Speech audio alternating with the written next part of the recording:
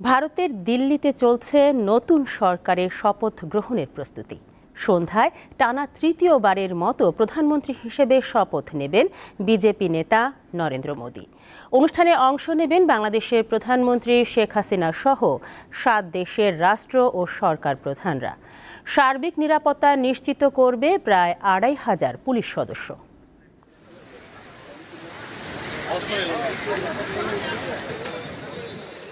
দিল্লির রাষ্ট্রপতি ভবন রাইসিনা হিলস চত্বরে চলছে মহা আয়োজন। দেশটির পরবর্তী প্রধানমন্ত্রী নরেন্দ্র মোদী ও তার মন্ত্রিসভার বেশ কয়েকজন সদস্য সন্ধ্যায় সেখানে শপথ নেবেন।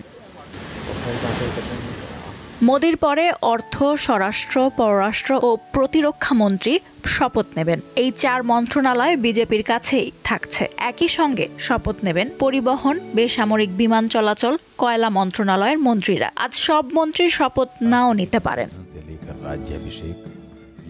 শপথ উপলক্ষে অনুষ্ঠান স্থল ও আশেপাশে নিরাপত্তা নিশ্চিতে রাষ্ট্রপতি ভবনের কাছাকাছি বিশাল এলাকা নো ফ্লাই জোন ঘোষণা করা হয়েছে। শুধু বিমান নয়, ফানুস বা ড্রোনও ওড়ানো যাবে না। আইন শৃঙ্খলা রক্ষাকারী বাহিনীর সদস্যরা থাকবেন কড়া সতর্কতায়। নজরদারি চলবে ড্রোনের মাধ্যমে। প্রতিবেশী ও ভারত মহাসাগরীয় অঞ্চলের 7 দেশের নেতাদের আমন্ত্রণ জানিয়েছে নয়াদিল্লি। এর মধ্যে রয়েছেন বাংলাদেশের প্রধানমন্ত্রী শেখ হাসিনা সহ মালদ্বীপ, শ্রীলঙ্কা, মরিশাস, নেপাল ও ভুটানের সরকার ও রাষ্ট্রপ্রধানরা। এছাড়া থাকবেন 8000-এরও বেশি অতিথি। শপথ অনুষ্ঠানের পর থাকছে রাষ্ট্রপতি দ্রৌপদী মুর্মু আয়োজিত রাষ্ট্রীয় নৈশভোজ। তবে প্রধানমন্ত্রী হিসেবে নরেন্দ্র মোদীর শপথ অনুষ্ঠানে অংশ নেবে না তৃণমূল কংগ্রেস। দলটির নেত্রী মমতা বন্দ্যোপাধ্যায় জানিয়েছেন তার দল আমন্ত্রণ পায়নি।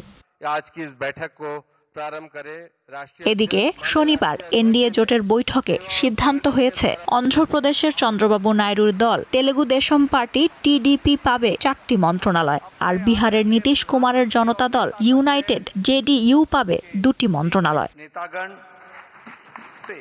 এনডিএ জোটের গুরুত্বপূর্ণ এই 2 মিত্র বিহার ও অন্ধ্রপ্রদেশের বিশেষ মর্যাদা দাবি করেছে। পাশাপাশি চলছে অর্থনৈতিক প্যাকেজের দর কষাকষি। 1.5 মাসের বেশি সময় ধরে 7 দফায় অনুষ্ঠিত হয় 18তম লোকসভা নির্বাচন।